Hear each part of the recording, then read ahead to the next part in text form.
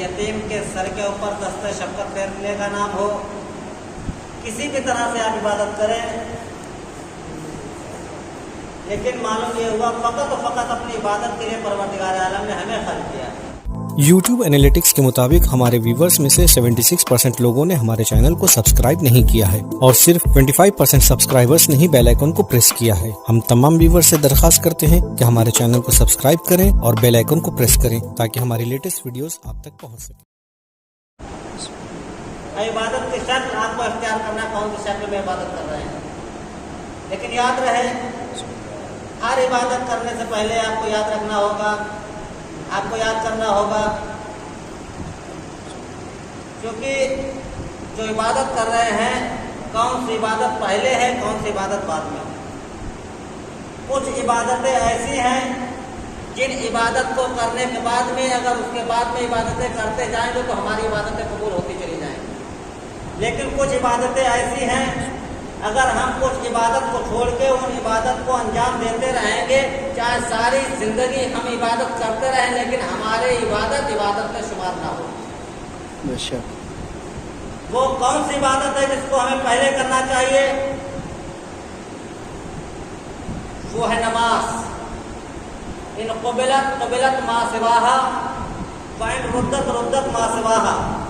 अगर परवरदिगार आलम की बारगाह में हमारी नमाज कबूल कर दी गई तो समझ लेना हमारे सारे के सारे अमाल कबूल कर दिए जाएंगे, और अगर खुदा न खास्ता परवरदिगार आलम की बारगाह में हमारी नमाज रद्द कर दी गई तो समझ लेना तमाम के तमाम अमाल हमारे हकारत कर दिए जाएंगे, तमाम के तमाम अमाल हमारे बेकार कर दिए जाएंगे, हक कर दिए जाएंगे। कोई भी अमल हमारा कबूल नहीं होगा। लेकिन बात सिर्फ यही नहीं कि हमारी नमाज अगर कबूल ना हुई तो हमारे अमाल बेकार, बेमाना, बेफायदा। लेकिन अज़ीज़ान मोहतरम, नमाज को जो हम पढ़ते हैं और अपने परवरदिगार आलम की बारगाह में हदिया पेश करते हैं, क्योंकि वो लायक इबादत है, ये सोच के उसकी इबादत कर रहे हैं, परवरदिगार आलम हमारी इस नमाज को कबूल कर ले। लेकिन ये कब होगा? ये जब ही होगा जब हम नमाज पढ़ते होंगे। ये तो उन लोगों के लिए है जो मोमिनीन हैं, जो मुत्तकी और परहेज़गार हैं, जो नमाज रोज़े की पाबंदी करते हैं, उन्हीं के लिए तो है। जब हमने अपनी सारी ज़िंदगी में कभी नमाज पढ़ी ही नहीं तो उसका मसला ही नहीं आता। जब हमारे नामा अमाल में नमाज है ही नहीं, जो नमाज है ही नहीं तो कबूल क्या होगी?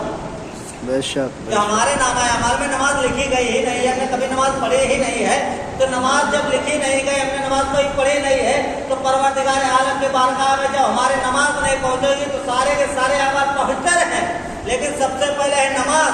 अगर नमाज ना पहुंचे तो सबके सब अमाल हमारे बेकार हो जाएंगे, बेशक बेफायदा हो जाएंगे। इसका कोई सूद हमको मिलने वाला नहीं है, इसका कोई फायदा हमें मिलने वाला नहीं है। तो बेहतर ये है गरीबों की मदद करने से पहले हमको सोचना चाहिए अपने माबूद हकीकी की सजदा किया या नहीं किया। किसी गरीब की मदद करने से पहले हमको सोचना चाहिए कि हमने आया नमाज पढ़ी है या नमाज नहीं पढ़ी है। किसी यतीम के दस्ते शफकत फेरने से पहले हमको सोचना चाहिए हमने नमाज पढ़ी है या नहीं पढ़ी है। किसी की गरीब की मदद करने से पहले हमको सोचना चाहिए कि हमने नमाज पढ़ी है या नहीं पढ़ी है। अगर हमने नमाज पढ़ी है तो किसी गरीब की अगर मदद की है तो भी हमारी कबूल होगी। अगर हमने किसी यतीम के सर के ऊपर दस्ते शफकत फेरा है तो भी हमारा कबूल होगा। कब कबूल होगा? जब हमने नमाज पढ़ी होगी। अगर हमने नमाज पढ़ी है तो हमारा रोजा भी कबूल है, हमारा हज भी कबूल है, हमारी ज़कात भी कबूल है। लेकिन अगर हम नमाज से दूर है तो हमारा कुछ भी कबूल नहीं होगा।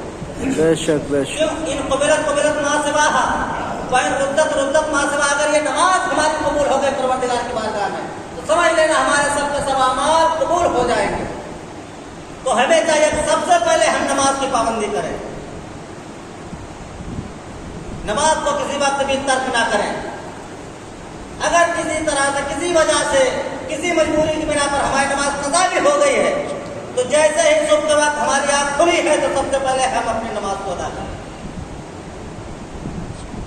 अगर नमाज हमारी अदा हो गई समझ लेना जो भी अमल उसके बाद हम अंजाम देंगे हमारा कबूल होगा। लेकिन अगर नमाज पढ़ी ही नहीं, सारा दिन ने क्या करते रहे, नमाज को कदा कर दिया है,